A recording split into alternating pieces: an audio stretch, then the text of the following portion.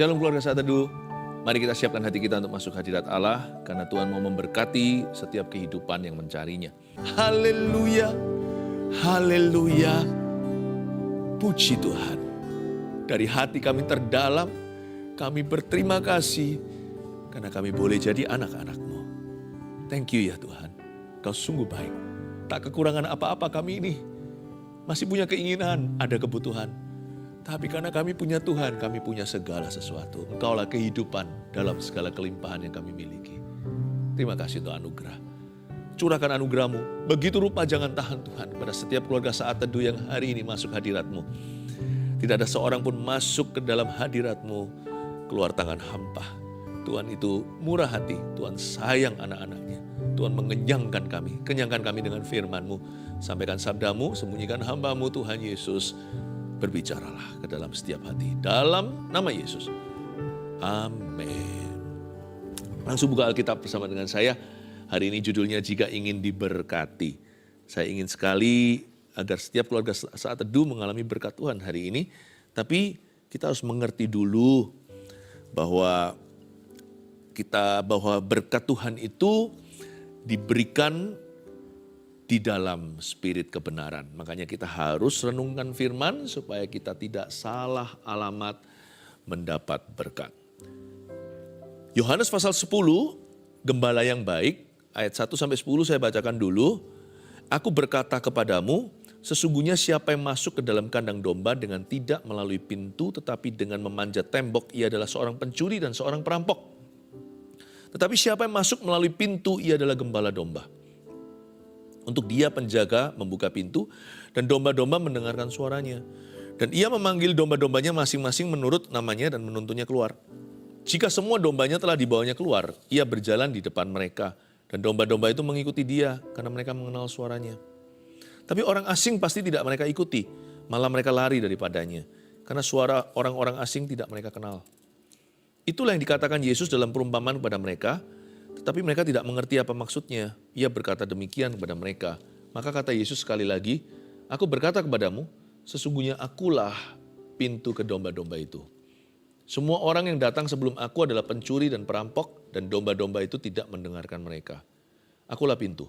Barang siapa masuk melalui aku, ia akan selamat, dan ia akan masuk dan keluar, dan menemukan padang rumput. Pencuri datang hanya untuk mencuri dan membunuh, dan membinasakan. Aku datang supaya mereka mempunyai hidup dan mempunyainya dalam segala kelimpahan. Jangan salah ya, berkat jatuh tidak jauh dari penciptanya. Allah kita bukan Allah kutuk. Allah kita adalah Allah berkat. Please jangan salah sangka, ini bukan soal kemakmuran, harta dunia, prosperity, bukan. Ini bicara tentang karakter Tuhan. Tuhan itu terang bukan gelap. Allah itu baik, apapun yang terjadi di hidup kita atau belum terjadi tidak mengubah kebenarannya. Bahwa Tuhan kita itu baik adanya. Bahkan pencobaan bukan datang dari Tuhan. Kesusahan, penderitaan juga bukan dari Tuhan, sekalipun Tuhan bisa izinkan. Tokoh-tokoh di dalam Alkitab juga mengalami banyak pencobaan, tak terkecuali Yesus Kristus sendiri. Tetapi sepencobaan dan penderitaan, apalagi dosa, itu bukan dari Allah. Jangan sesat, dalam surat Yakobus tertuliskan, semua yang baik dan sempurna datangnya dari Bapa segala terang. Di dalamnya tidak ada pertukaran bayangan. Tuhan itu enggak pelin-pelan, Tuhan itu juga tidak dua muka. Kalau Tuhan itu baik, dia enggak merancangkan kejahatan, diam-diam mengkhianati kita. Tuhan enggak pernah menangkap kita saat kita enggak curiga, tiba-tiba mengejutkan. Padahal kita mengharapkan yang baik, tiba-tiba dia kasih kita tulah. Mana ada bapak yang anaknya minta roti dikasih batu. Minta air dikasih ular. Tuhan tidak akan memberikan ular kepada orang yang minta roti. Jadi ini dulu, rasa curiga itu harus pupus. Kita harus bertobat dari cara berpikir yang negatif. Mentang-mentang di dunia ada penderitaan, selalu apa-apa kita salahkan Tuhan. No, tapi memang betul. Ikut Yesus bukan berarti hidup mulus. Anak-anak Tuhan juga ada porsi susahnya. Tapi izinkan saya mengatakan bahwa itu tidak ada hubungan dengan kutukan. Kalau kita hari ini dikenan Tuhan, hidup kita tetap diberkati sekalipun kita mungkin mengalami lembah. Jika ingin diberkati, perhatikan ini, kita jangan jauh dari pencipta kita. Karena buah nggak jatuh jauh dari pohonnya. Dan berkat tidak jatuh jauh dari penciptanya. Dan kita harus mendekat pada Tuhan dan izinkan hidup kita untuk digembalakan setiap hari oleh Tuhan. Aku berkata kepadamu ayat 1, sesungguhnya siapa yang masuk ke dalam kandang domba dengan tidak melalui pintu tetapi dengan memanjat tembok adalah seorang pencuri dan seorang perampok. Ayat pertama dulu, saya tunjukkan satu rambu. Bayangkan ada satu rambu lingkaran di depan, ada tulisan entry atau masuk, lalu ada silang, dilarang masuk. Atau yang seperti biasanya warnanya putih, lalu ada strip merahnya. Tidak boleh masuk ke sini. Siapa bilang orang yang di luar Yesus tidak bisa berhasil? Siapa bilang pula orang ikut Yesus pasti kaya? Enggak. Anak Tuhan juga bisa jatuh sakit. Orang-orang yang menentang Tuhan juga bisa sehat. Coba saya jelaskan dulu, berkat itu bukan apa. Berkat itu dinilai pertama-tama dari sumbernya. Kalau saya bisa kaya, tapi dengan cara yang tidak halal, saya nggak mau. Kalau saya bisa sehat, tapi pakai cara-cara yang mendukakan hati Roh Allah, saya juga tidak mau. Makanya itu di ayat 1 dikatakan, sebelum kita mengenali pintu sebenarnya, coba kita waspada dulu dengan apa yang bukan pintu. Apa yang bukan pintu sesungguhnya. Semua yang melalui pintu ini, yang dengan memanjat tembok tidak melalui pintu adalah pencuri dan perampok. Jangan salah sumbernya. Jangan salah sumbernya. Jangan cari kekayaan dengan segala cara yang diharamkan oleh Tuhan. Tetap juga ada loh, kuasa gelap juga bisa memberikan hal-hal itu kepada kita. Jangan lupa pada waktu Yesus digoda di padang gurun 40 hari 40 malam, salah satu pencobaan itu setan berkata, kalau kamu mau tunduk sama aku, sujud menyembah, atau bahkan hanya sekedar mengangguk kepala aja, aku sudah puas, kata setan kepada Tuhan. Akan kuberikan semua kekayaan dunia ini kepadamu. Akan kuberikan semua glamornya, sebuah glory, kemuliaan duniawi kepadamu sesaat. Menurut saya setan tidak menawarkan sesuatu yang kosong atau hampa. Dia memang punya ability. Meskipun kemampuannya dibatasi. Setan itu masih tinggal di bumi. Tuhan Yesus belum datang kedua kali. Dia masih disebut sebagai penghulu dunia gelap. Dia juga disebut sebagai roh-roh jahat di udara. Dia disebut sebagai kuasa kegelapan, berarti dia punya limited power atau punya kuasa atas diri orang-orang yang berdosa, atas hati yang menentang Tuhan. Setan juga bisa memberikan yang namanya pesugihan. Tidak semua kekayaan itu adalah harta sebagai berkat dari Allah, susah payah tidak menambahinya. No. Kalau Anda bisa mendapatkan kekayaan, tetapi dengan cara menyangkali Tuhan, apalagi menjual Tuhan demi supaya karirnya mengalami promosi, jangan tempuh jalan itu. Sebab itu adalah jalan yang tidak melalui pintu, melainkan memanjat tembok. Dan di sana penuh dengan pencuri dan perampok. Jangan jual nyawamu, jangan jual jiwamu kepada setan. Untuk apa? Seperti beberapa selebriti di dunia yang terkenal, menjual jiwanya kepada iblis supaya tenar. Jangan lakukan itu. Tidak semua yang kelihatannya bagus itu semuanya dari Tuhan Yesus. Jangan halalkan segala cara. Jangan salah masuk pintu. Jangan lompat tembok. Jangan ketemu pencuri dan perampok. Jangan salah sumbernya. Ada rambu tersebut, jangan masuk. Do not enter. Mendingan saya miskin. Mendingan saya kelaparan. Mendingan saya seperti Lazarus yang mengemis di pintu orang kaya itu. Asal saya punya Yesus. Daripada saya kaya raya, seperti juga dalam perumpamaan yang sama, tapi akhirnya masuk ke dalam neraka. Dan mohon-mohon sama Bapak Abraham, agar menyuruh Lazarus mencelupkan jari kecilnya ke dalam air dan meneteskan ke mulutnya yang dahaga. Tetapi kabar baiknya, kita tidak harus terpuruk. Karena Tuhan pasti akan memelihara. Yang saya maksudkan bukan hanya harta dunia, tapi segala aspek hidup kita itu serahkan ke Tuhan. Tuhan Yesus adalah gembala kita, maka tak akan kekurangan kita. Tuhan pasti akan memimpin kita ke jalan yang benar dan menuntun kita agar kita menemukan air yang tenang. Tetapi siapa yang masuk melalui pintu, ia adalah gembala domba. Christ is the right door. Yesus Kristus adalah pintu itu. Yesus Kristus adalah sumbernya.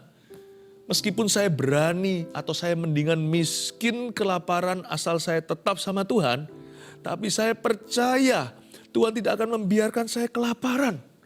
Karena ada firman berkata, orang benar sekali-kali tidak pernah aku melihatnya ditinggalkan oleh Allah. Dan keturunannya minta roti di jalanan. No, I'm ready to go all the way. Saya siap untuk pergi. Saya menempuh apapun juga asal saya dengan Tuhan. Daripada dibuat enak tapi dengan setan. Buat apa kehilangan nyawa kita? Buat apa kita demi memperoleh dunia kehilangan jiwa kita? Namun demikian Tuhan tidak akan pernah membiarkan kita. Tuhan tidak pernah meninggalkan kita. Tapi siapa yang masuk melalui pintu, inilah pintu yang sah. Dia adalah gembala domba. Kristus adalah sumbernya. Yang dari Tuhan pokoknya saya mau. Pengkhotbah katakan, jangan maunya yang baik melulu. Nanti kalau Tuhan izinkan ada suatu kesulitan, kita ngamuk sama Tuhan, kita tinggalkan Tuhan. Seolah-olah sama Tuhan itu kontrakan. No. Sama Tuhan gak kontrakan. Kita ini sudah dibeli lunas. Jadi kemanakah aku dapat pergi? Seperti Petrus katakan, ketika melihat semua rekan-rekannya pergi meninggalkan Tuhan, Tuhan tanya, kamu gak pergi sekalian? Petrus berkata, Tuhan engkau yang memegang firman kehidupan. Kemana aku harus pergi? Betul sekali. Kita itu harus tahu bahwa sama Yesus itu jangan hanya mau terima yang baik. Pengkhotbah katakan, masa kita hanya mau terima yang baik dari Tuhan? Bukan yang buruk menurut kita. Harusnya kita mau terima apa aja. Pokoknya asal sumbernya Yesus, saya mau terima apa aja. Beneran. Saya ngomong gini bukan menantang Tuhan. Semoga gak dapat masalah. Tapi saya gak khawatir kok, saya gak curiga Tuhan kasih saya masalah. Kalau Tuhan izinkan ya itu memang fakta lapangan. Itu memang namanya realita kehidupan. Asal Tuhan beserta ya kan. Tapi saya gak taruh curiga sama Tuhan. Dosa pertama manusia itu bukan dosa mencuri. Mencuri dari pohon kehidupan. Pohon pengetahuan. Bukan. Bahkan bukan membunuh, itu nanti Kain bunuh Habil. Bukan berzina. Dosa pertama manusia itu curiga. Negatif thinking sama Tuhan. Saya sama Tuhan gak mau negatif thinking. Supaya hidupku itu tenang dan aman di dalam. Luar boleh bergejolak, asal di dalam saya damai sejahtera sama Allah. Sama Tuhan saya tidak mau taruh rasa curiga. Pokoknya kalau dari Yesus ya, saya mau. Yang baik atau yang tidak baik menurut saya asal dari Tuhan ya, saya gak keberatan. Jadi jangan halalkan segala cara. Jangan kejar berkat. Kejarlah Tuhan. Berkat itu ada. Jika ingin diberkati, jangan jauh dari gembala. Siapa yang masuk melalui pintu, yaitu pintu yang sah, ia adalah gembala domba. Yesus sumbernya. Pokoknya dalam hidupku ya, Yesus kau sumberku. Apapun itu Yesus sumberku. Kalau saya lagi diterpa dengan problema, saya menoleh ke Tuhan. Ini kiasan. Saya tanya sama Tuhan, kau izinkan kalau Tuhan mengangguk kepala? Ya. Di dalam hati saya ada damai sejahtera bahwa Tuhan itu tahu apa yang dia perbuat atas hidupku. Tenang saya. Asal Tuhan yang bertanggung jawab atas hidupku, mau saya susah saya jalani. Gak apa-apa. Karena ia adalah gembala domba. Dan kalau kita masuk melalui pintu yang sah, gak pernah salah. Kalau saya dibawa arus bawah, itu sementara. Itu pasti Tuhan mau menjadikan ujian terbesarku menjadi kesaksian terbesarku pula. Untuk dia, penjaga membuka pintu dan domba-domba mendengarkan suaranya. Dan ia memanggil domba-dombanya masing-masing menurut namanya dan menuntunnya keluar. Ini dia, asal Tuhan yang pegang kendali ya, penjaga pasti akan buka pintu. Karena domba dengarkan suaranya. Asal Tuhan yang pimpin saya, pintu yang benar pasti terbuka dalam hidup saya. Saya selalu doa gini kok untuk setiap keputusan hidup. Tuhan, saya ini bodoh. Sepeka-peka manusia kita ini hanya melihat samar saja. Tuhan, tolong saya ini di-force sedikit ya. Tuhan pasti akan super ngalah. Jadi waktu saya berdoa saya akan ambil keputusan menurut hemat atau menurut hikmat yang terbaik yang saya miliki. Tapi Tuhan mohon tutup pintu yang kau tidak kehendaki aku masuk melaluinya. Atau masuk ke dalamnya. Dan bukakan pintu yang kau inginkan aku di sana. Sama Tuhan, pintu yang benar akan terbuka di hidup kita. Pintu yang salah sekalipun kelihatan nampaknya benar. Oh, ini bagus.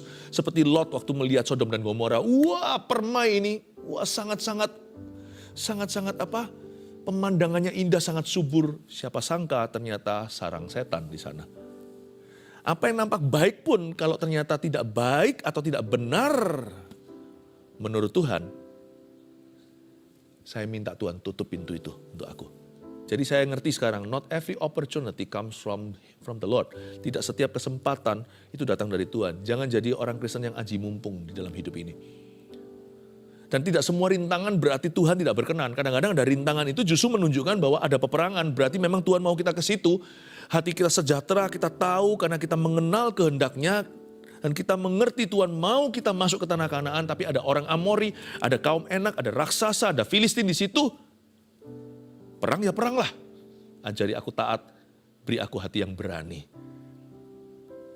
Kalau memang aku harus menghadapi peperangan rohani. Tidak semua rintangan itu berarti Tuhan berkata no. Tidak semua pintu terbuka yang di depan kita itu berarti Tuhan berkata yes. Makanya saya minta sama Tuhan dalam kedaulatannya, tolong buka tutup pintu yang pas untuk hidupku. Karena aku membuat keputusan itu paling segitu. Tapi Tuhan yang maha tahu. Ayat 4, jika semua dombanya telah dibawanya keluar, ia berjalan di depan mereka dan domba-domba itu mengikuti dia.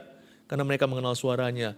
Saya senang sekali, berkat itu ikut kita ya, jangan lupa ya, kita jangan kejar berkat. Makanya di Mazmur 23 dikatakan di ayat terakhir, itu ayat yang terkenal, Tuhan adalah gembalaku, takkan kekurangan aku. Ujungnya kan ini, kebajikan dan kemurahan belaka akan mengikuti aku seumur hidupku. Coba bandingkan ayat 1 dan ayat terakhir, ayat pertama dan ayat yang terakhir. Yang ayat pertama itu, nampak kita ikut siapa di depan. Tuhan adalah gembala, kita nggak kekurangan apa-apa.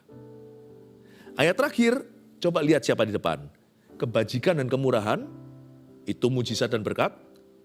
Mengikuti aku seumur hidupku, berarti kita di depan. Kebajikan kemurahan yang mengejar kita. Jangan kejar berkat, berkat akan mengejar orang-orang yang taat. Saya nggak takut. Pokoknya saya dekat aja sama Tuhan. Dan saya paham, saya recognize atau saya mengenali, discern atau membeda-bedakan roh. Saya pokoknya yang penting saya tahu sumbernya dulu. Kalau sumbernya Yesus, Yesus tanggung jawab, dia pasti akan jalan di depan. Ia berjalan di depan mereka dan domba-domba mengikuti dia karena mereka mengenal suaranya. Asal Tuhan yang pimpin hidupku, bukan hanya pintu yang pas terbuka dalam hidup saya. Saya nggak perlu rencanakan segala perkara. Saya rencanakan semaksimal apa yang saya bisa, supaya menunjukkan rasa tanggung jawab saya. Tetapi hidup itu tahu nggak, gagal berhasilnya sebagian besar itu bukan di tangan kita yang merencanakan, ada faktor Tuhan di dalamnya. Asal saya dekat sama Tuhan, saya kenali sumbernya, dia pasti akan berjalan di depan saya. Bukan hanya 100-200 meter di depan, bisa-bisa kilometeran di depan saya. Dia sudah berjalan. Saya tidak takut akan hari esok, sebab dia hidup, ada hari esok. Ku tahu siapa yang pegang hari depanku. Tetapi seorang asing pasti tidak mereka ikuti ayat 5. Oh, orang asing nih mulai masuk dalam cerita. Malah mereka lari daripadanya. Siapa orang asing? Karena suara orang-orang asing tidak mereka kenal, garis bawahi, suara orang-orang asing. Ada beberapa suara orang-orang asing di sini yang saya dalam pengertian saya. Suara orang asing yang pertama di sini adalah suara iblis tentunya. Jangan diikuti suara setan. Suara setan yang vulgar seperti ada orang yang sakit jiwa, pembunuh-pembunuh berseri, yang mendengar suara untuk melakukan kekejaman, itu juga setan. Manusia katakan itu adalah penyakit jiwa, tapi firman Tuhan membuka satu dimensi yang lainnya, membuat kita sadar bahwa ada kuasa kegelapan. Suara iblis jangan didengar, suara godaan. Ayo, buka itu. Kalau ada setan lewat. Selain itu suara orang-orang asing juga suara dunia. Dunia ini semakin tidak bersahabat. Tidak bersahabat sama orang yang mau taat sama Tuhan. Dunia itu opininya aneh hari ini. Tangan kanan menjadi tangan kiri menjadi tangan kanan. Coba lihat. Kalau kita menentang misalkan sesuatu yang vulgar dosa, seluruh dunia akan menganggap kita ini picik pikiran. Dahulu kala puluhan tahun yang lalu, nilai-nilai konservatif sebuah keluarga itu masih dijunjung tinggi di masyarakat. Sekarang orang kalau mau konservatif itu dihujat. Coba bayangkan, dibilang kurang berwawasan besar lah, kurang terbuka pikiran lah. Suara dunia itu semakin membingungkan, makanya itu kalau orang gak punya Tuhan celaka. Gimana kita parenting dan besarkan anak? Gimana kita bisa lurus coba? Susah ikut Yesus. Suara dunia itu adalah suara asing yang harus kita lari daripadanya. Gak usah sok jago lah kalau bisa kita koreksi orang tertentu, tapi paling perlu kita jaga hati. Suara iblis, mereka itu lari daripadanya. Ayat 5 katakan, karena suara orang-orang asing itu tidak mereka kenal, tidak dikenal oleh domba. Ada satu lagi suara orang-orang asing di sini yang tidak asing bagi kita. Mau tahu siapa? Suara diri sendiri. Doa atau tidur? Loh, kalau tidur, kalau waktunya tidur jangan doa. Tapi kalau misalkan waktunya doa, kita kepingin melakukan sesuatu itu bukan setan, bukan dunia, kita sendirian. Tapi keinginan, aduh kepingin ini itu. Seperti para rasul ya kan, 3 orang diajak ke Getsemani. Bukannya mereka sembahyang malah bobo. Suara orang asing lainnya yang harus kita hati-hati, jangan tunduk padanya, jangan tunduk pada dirimu sendiri. Tunduklah pada Kristus, lawanlah iblis. Baru mempan, ia akan lari daripadamu. Karena pikiran manusia itu jahat.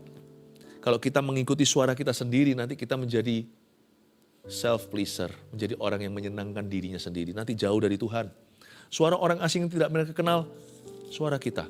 Dia harus makin bertambah, ku harus makin berkurang. Nama Yesus saja disembah. Itu dia. Dia harus makin bertambah, ku harus makin berkurang. Itulah yang dikatakan Yesus dalam perumpamaan kepada mereka. Tapi mereka nggak mengerti apa maksudnya. Ia berkata demikian pada mereka. Semoga penjelasan saya so far sejauh ini membuat Anda lebih mengerti daripada murid Yesus saat itu. Anda diberikan pencerahan, maksud Tuhan apa. Maka kata Yesus sekali lagi, aku berkata kepadamu sesungguhnya akulah pintu ke domba-domba itu. Coba katakan, Yesus adalah pintu. Ya. Nah pintu itu percuma kalau hanya diliatin. Kok bisa? Kalau kita lihat pintu, kita liatin aja, kita nggak ada di dalam rumah. Misalkan dalam rumah itu ada makanan, kita kelaparan. Kalau kita hanya lihat aja, kita juga nggak makan. Misalnya dalam rumah itu ada papan atau ada tempat tinggal yang mapan. Di situ kita bisa berteduh dari terik matahari atau dari angin malam. Tapi kalau kita hanya liatin aja, kita nggak masuk ke dalamnya. Apa gunanya? Kita tetap kedinginan. Kita masuk angin di luar situ. Hanya karena Yesus adalah pintu, bukan berarti semua orang akan mengalami. Misalkan kalau kita datang dalam sebuah persekutuan atau dalam gereja, orang lain nyanyi pas nyanyi, nyembah pas nyembah. Bedanya nyanyi dan nyembah apa? Waktu kita nyanyi untuk Tuhan itu kita menyembah dari hati, itu bukan nyanyian, itu penyembahan. Dan waktu semua orang lagi nyembah, kita cuma nonton aja, pelototin, lihat-lihat sana sini. Ya kita juga ada di dekat pintu itu, tapi orang lain masuk ke dalam pintu itu. Mereka masuk hadirat Allah, Anda dan saya hanyalah bengong menyaksikannya. Atau mungkin tidak tertarik untuk ikut menyembah. Ikut nyanyi aja gak mau kadang-kadang kita. Padahal kalau kita nyanyi asal-asalan gak dari hati, itu belum termasuk nyembah sekalipun lagu pujian, itu baru menyanyi. Menyembah itu berarti segenap hati, itu bukan nyanyi, itu berubah dari lagu menjadi komunikasi. Kita belum sampai level nyanyi aja, kita gak ikut nyanyi. Atau kalau nyanyi asal-asal, kita gak tertarik masuk pintu. Ya gak ngalami apa-apa. Gak ada berkat. Lihat, hidup orang di sebelahmu tadi yang menyembah itu berubah hidupnya. Tadi hatinya keras, diubahkan sama Tuhan. Tadinya sedih, sekarang bersuka cita. Tadinya gelisah, gundah gulana, sekarang damai sejahtera. Tiba-tiba ketemu Tuhan, dapat solusinya, dapat hikmat. Kita keluar masuk sama aja, gak ada perubahan. Akulah pintu itu dalam artinya. Akulah pintu itu berarti masuklah. Come in. Masuklah. Bukan hanya itu, nanti saya jelaskan. Bahkan keluarlah, bukan keluar dari hadirat Allah. Tapi tempat kita meluncur ke pekerjaan, pelayanan atau apa, itu harusnya ruang doa kita. Harusnya hadirat Allah. Kalau enggak keluar dari pintu itu, Anda enggak menemukan padang rumput hijau dan air tenang. Percayalah. Siapa mengandalkan kekuatan dan koneksi dan kepandaiannya, bahkan uang atau apapun atau posisi kedudukannya, lihat nanti ya. Keapesan yang gak perlu yang terjadi dalam hidupmu.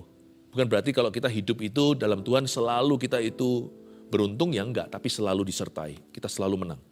Itu sudah DNA, lebih dari pemenang. Itu Alkitabiah. Ayat 8. Semua orang yang datang sebelum aku adalah pencuri dan perampok, dan domba-domba itu tidak mendengarkan mereka. Suara asing tadi yang saya sebutkan, suara iblis, suara dunia, suara diri sendiri, hati-hati.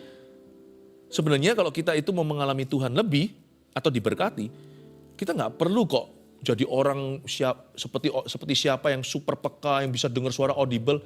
Jangan-jangan kalau orang dengar setiap saat audible tiap hari, mungkin dia nggak jujur, dia mungkin mengada-ngada. Sebab sebagian besar suara Tuhan yang bisa kita rasakan itu suara hati sesuai firman Allah. Jadi sebenarnya rahasia kemenangan kita dan berkat juga itu tidak terletak pada how much of God's voice are you hearing. Tapi seberapa jelas atau seberapa banyaknya, seberapa besarnya suara Allah yang Anda dengarkan. No. Tapi seberapa kecilnya suaramu sendiri kau hiraukan. Semua orang yang datang sebelum aku adalah pencuri dan perampok, domba-domba tidak mendengarkan mereka. Kalau kita mau mendengar suara Allah lebih jelas, berhenti dengarkan suaramu sendiri. Kalau kita mau mendengarkan suara Kristus lebih jelas lagi, berhenti dengarkan suara dunia di sekelilingmu. Kecuali penasihat-penasihat yang Tuhan utus orang Majus, yang mengingatkan Anda kan firman. Roh Kudus pakai mereka untuk meneguhkan firman yang sudah ada di dalam Alkitab ini. Kalau Anda dan saya mau mendengarkan suara Allah lebih nyata, kita mesti berhenti mendengarkan suara iblis dan meresponinya. Karena semua itu pencuri perampok sebelum aku, dan domba tidak mendengarkan mereka. Dengan tidak mendengarkan mereka, mereka bisa mendengarkan Yesus lebih jelas. Akulah pintu, barang siapa masuk melalui aku, ia akan selamat. Dan ia akan masuk dan keluar dan menemukan padang rumput. Luar biasa, ini yang saya maksudkan tadi. Semua berkat ini tersedia bagi orang-orang yang diberkati Tuhan. Lihat ya, pertama ia akan selamat. Gak pernah ya, orang datang ke Tuhan itu dicelakakan, itu gak pernah. Sebab aku tahu rancangan apa yang ada padaku atasmu. Bukan rancangan kecelakaan, tapi rancangan damai sejahtera, memberikan kepadamu hari depan penuh pengharapan. Ia akan selamat. Lalu ia akan masuk, coba itu. Masuk melalui pintu itu yang saya jelaskan tadi. Dan ia akan keluar. Saya nggak berani loh tiap hari ke kantor tanpa doa dulu. Karena saya tahu saya mau diluncurkan dari landasan yang tepat. Berkat itu ada alamat. Namanya hadirat. Itu berkat. Dari sanalah berkat. Mazmur 127 nggak usah dibuka. Berkat Tuhan pangkal selamat. Pangkalnya selamat itu berkatnya Allah. Dan keluar dan ia menemukan padang rumput. Pencuri datang hanya untuk mencuri dan membunuh dan membinasakan. Ayat 10, aku datang kata Yesus supaya mereka mempunyai hidup, life, dan mempunyainya dalam segala kelimpahan. Kita sering dengar ayat ini tapi kita salah mengerti yang disebut mempunyai hidup dalam segala kelimpahan. Pikiran kita kalau kelimpahan itu otomatis langsung harta duniawi dan bling-bling dunia. Bukan, itu termasuk Tuhan bisa mencurahkan berkat demikian, tetapi bukan satu-satunya. Mempunyai dalam segala kelimpahan itu tidak melulu bicara tentang kuantitas, tapi jenisnya. Berarti di setiap sektor dan faktor kehidupan kita, Tuhan sediakan kemenangan dan penyertaan serta menjadi kesaksian hidup. Bagaimana Allah itu nyata dalam kehidupan Anda. Segala kelimpahan itu tidak tentu bicara soal kuantiti, tapi tipenya.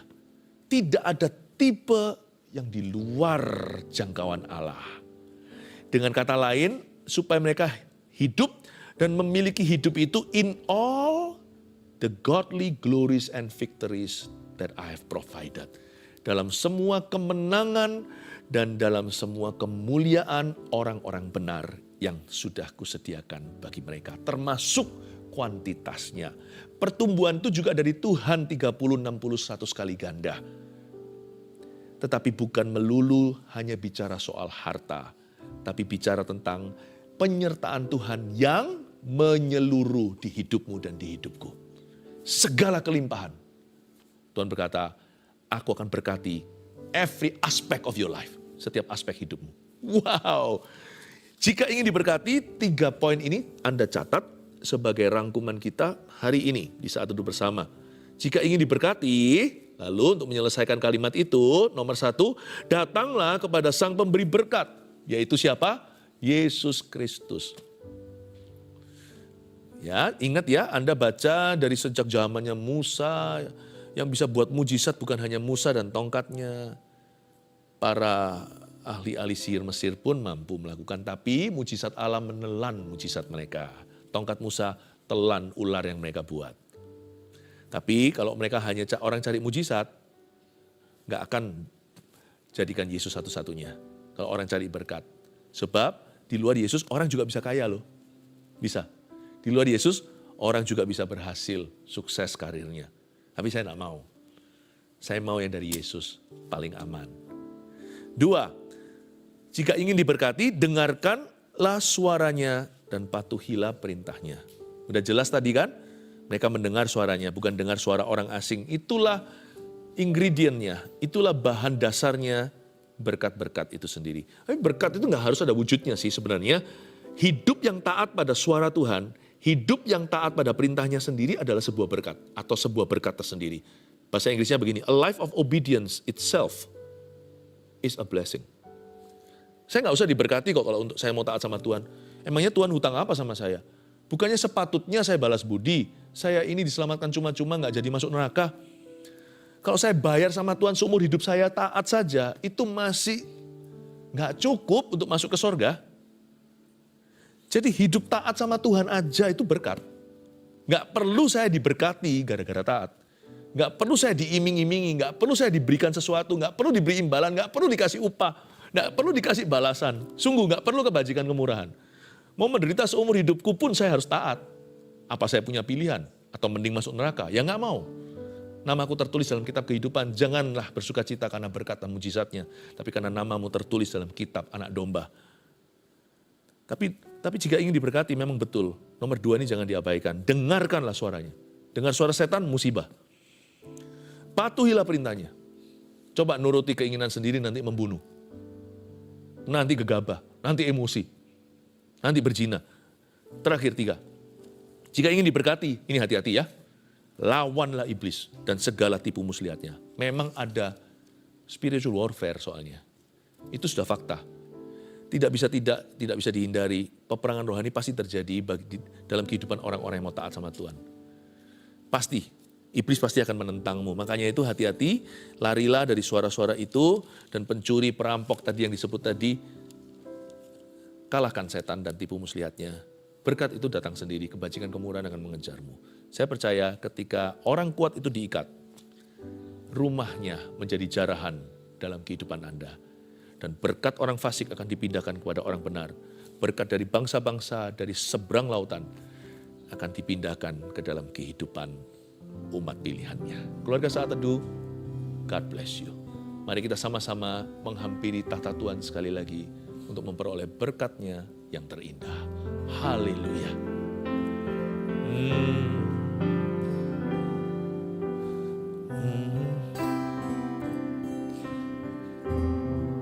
Saat terindah Di hadirat-Mu,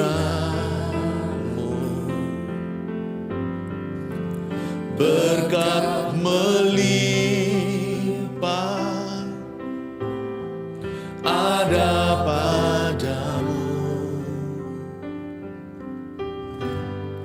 Ku dipulihkan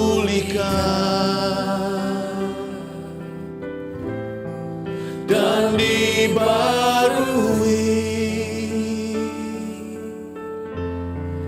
dalam hadirat-Mu, ada sukacita. Saat terindah, saat terindah di hadirat-Mu,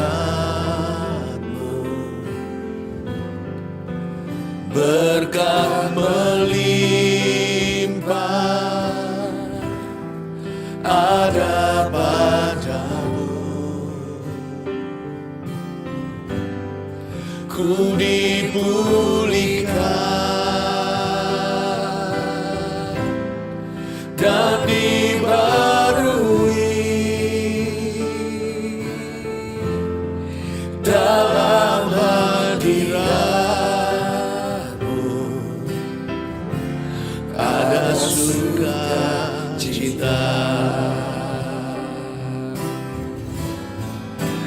saat terindah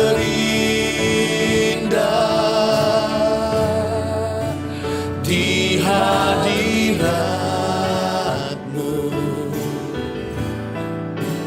berkat melimpah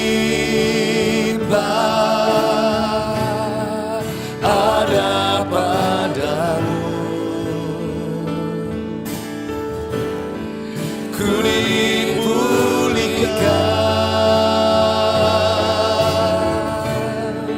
dan dibarui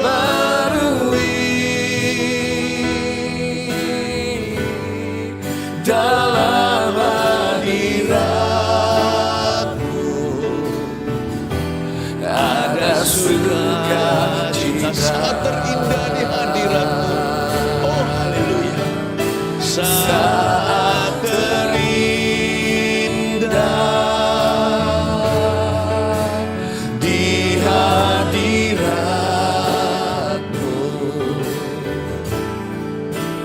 berkat melimpah ada padamu. Ku dipulihkan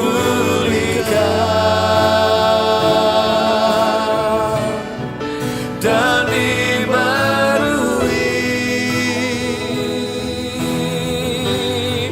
dalam hadirat-Mu. Ada sukacita. Ku dipulihkan dan dibaharui. Ku dipulihkan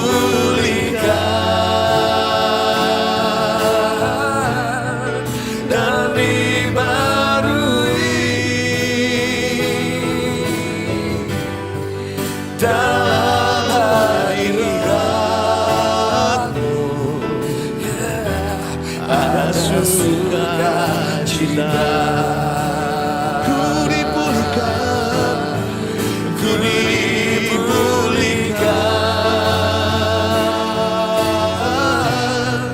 dan dibarui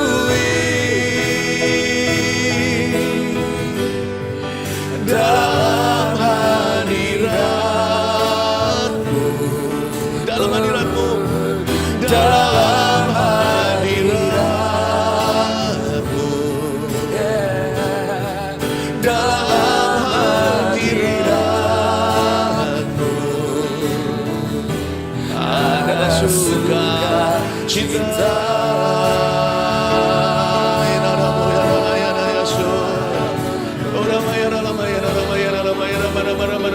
Izinkan Roh Kudus berdoa bagi setiap kebutuhan kita. Izinkan Roh Allah yang berdoa melalui kita saat ini, melalui karunia berbahasa lidah, berdoa untuk perkara-perkara tersembunyi di hadapan Allah. Perkara-perkara yang hanya Tuhan yang tahu. Mari kita semuanya berdoa. Berdoa untuk setiap pergumulan pada saat Dui Ramaya Shana Naya Ramata Kaya Rama. Ira Ramaya Ramata Kaya Ramata Kaya Shana Ramaya Ramaya Rama. Ira Yesun ya Ramaya Se. Ira Ramaya Shana Ramaya Shana Ramaya Se. Ira Ramaya Ramaya Ramaya Shana Ramaya Shana Ramaya. Saya melihat ada minyak yang mengalir dari itu yang dispensernya Aqua itu atau minuman air mineral itu. Tapi itu terus mengalir, dikeluarkan penuh lagi, dipencet keluar airnya tapi penuh lagi kekosongannya. Saya merasakan ini satu simbol. Saya tahu bahwa Tuhan sedang mencurahkan berkat-Nya. Seperti buli-buli minyak yang tidak pernah berhenti mengalir bagi janda yang kelaparan dan kekurangan untuk membayar hutangnya. Tuhan mengalirkan juga saat ini berkat finansial untuk orang-orang yang membutuhkannya. Meskipun kita tidak kejar berkat, tapi berkat itu ada dan berkat itu dari tahta Allah. Anda tetap pejamkan mata saja, ini waktunya marifat dan hikmat. Saya merasakan orang-orang yang punya pergumulan keuangan, apapun jenis tipenya, satu DNA. Saya hanya suruh menyampaikan sebuah nubuatan yang sangat umum sifatnya. Tuhan sedang menolong Anda. Lihatlah, tangan Tuhan tidak kurang panjang. Sejak saat teduh bersama ini akan ada before and after-nya, ada sebelum dan sesudah. Demi nama Yesus Kristus. Ada satu orang yang sudah bikin produknya, entah apa, lalu nggak jadi diambil. Anda akan merugi besar karena volumenya gede. Tapi Tuhan Yesus menaruh marifat ini untukmu. Malam ini atau besok pagi, akan ada yang menelepon dan mengambil semua sisa stok itu. Apa ini makanan ya? Saya nggak tahu. Pokoknya Anda akan merugi ini. Tapi Tuhan Yesus akan menolongmu. Akan diambil oleh customer lain yang tertarik untuk habis satu tangan membelinya. Terima kasih Tuhan, terpujilah nama-Mu. Ulurkan tangan sekarang ke depan, mari kita berdoa untuk setiap kebutuhan-kebutuhan yang sudah dituliskan oleh keluarga saat teduh. Tuhan baik sekali, terima kasih Yesus. Bapak hamba berdoa agar kesembuhan ilahi terjadi bagi yang sakit sekarang.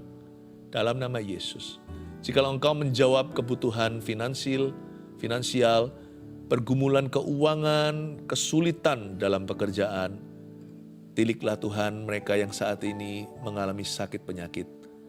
Hamba ucapkan kesembuhan dalam nama Yesus. Terima kasih Roh Kudus. Terima kasih Roh Kudus. Yang sakit letakkan tangan cepat di tempat yang sakit. Saya merasakan urapan Tuhan mengalir dengan begitu lembutnya saat ini. Seperti hembusan angin ke arah Anda. Letakkan tangan yang di mana Anda merasakan sakit di situ. Oh, di dalam nama Yesus, receive the Holy Spirit. Receive the Holy Spirit. Dalam nama Yesus, I speak healing in Jesus' name. Kudeklarasikan kesembuhan dalam nama Yesus. Haleluya. Letakkan tangannya. Tuliskan semua kesaksian, supaya yang lainnya juga diteguhkan. Saya tahu Tuhan sedang sembuhkan. Dan Tuhan memberi banyak orang terobosan. Terima kasih Tuhan. Mari kita angkat tangan kita bersama-sama. Ku dipulihkan dan dibarui dalam hadirat-Nya. Dalam hadirat-Mu ada sukacita. Ku dipulihkan dan dibaharui. Ku dipulihkan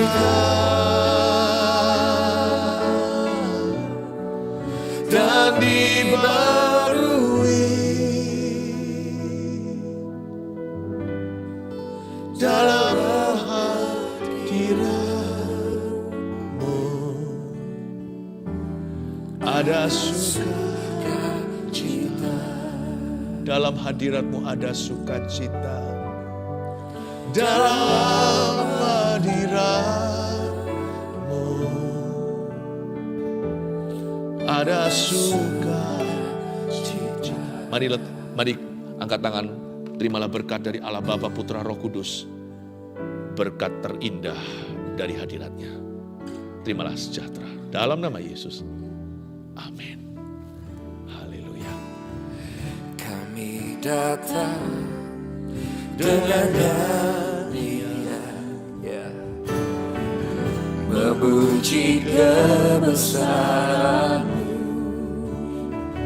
Amin. Ditinggikan atas segalanya, lawatlah kami umat-Mu. Bertata atas pujian, kemuliaan-Mu di sini.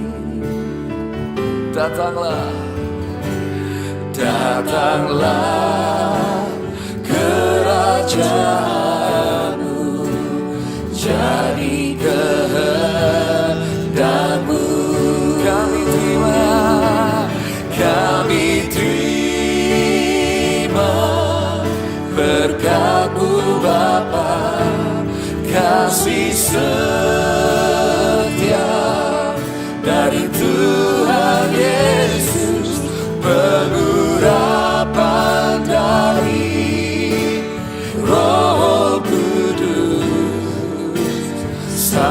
sampai selamanya.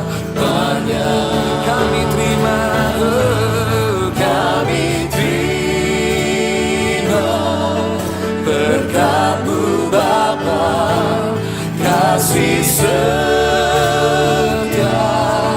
dari Tuhan Yesus, pengurapan dari Roh Kudus, sampai selamanya. Pengurapan dari Roh Kudus sampai selamanya.